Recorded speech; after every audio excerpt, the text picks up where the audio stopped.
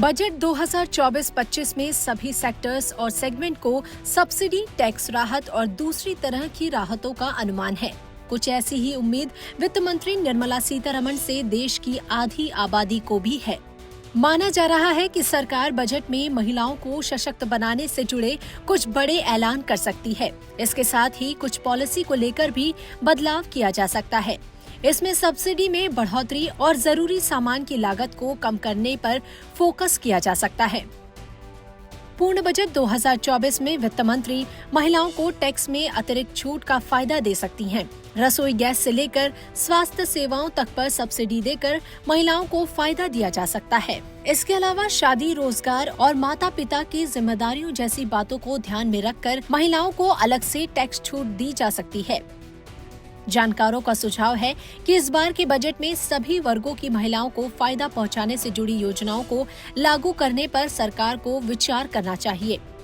Education और mid day meal का budget बढ़ाया जाए, विमेन हेल्थ को ध्यान में रखते हुए सर्वाइकल कैंसर वैक्सीनेशन का बजट बढ़ाया जाए, लेडीज के स्किल डेवलपमेंट के लिए स्पेशल सेंटर्स खोले जाएं और ट्रांसजेंडर्स को मेन स्ट्रीम में लाने के लिए योजनाएं बनाई जाएं। साथ ही महिला उद्यमियों को सस्ते दर पर लोन उपलब्ध कराने की व्यवस्था भी करी जाए।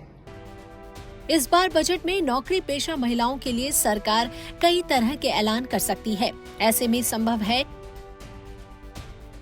कि विवाहित महिलाओं के लिए टैक्स छूट में संयुक्त फाइलिंग विकल्प या विवाहित जोड़ों के लिए टैक्स क्रेडिट जैसा फायदा दिया जाए।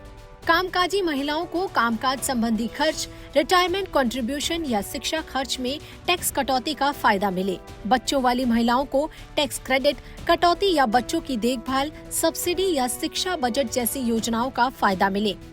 टैक्स एक्सपर्ट्स का कहना है कि सरकार महिलाओं के लिए रियायती टैक्स स्लैब दरों को फिर से लागू करने पर विचार कर सकती है। इस पहल का मकसद महिला टैक्स पेयर्स के लिए कम टैक्स रेट्स की पेशकश करके आर्थिक सशक्तिकरण पेश करना हो सकता है। इसके साथ ही जो महिलाएं स्वरोजगार करती हैं या जिनका अपना कारोबार है, वो अपने बिजनेस एक्सपोर्ट या स्टार्टअप लागत के अतिरिक्त खास बिजनेसमैन कटौती के लिए पात्र हो सकती हैं। वीडियो पसंद आया तो हमें लाइक, कमेंट, शेयर और सब्सक्राइब जरूर करें।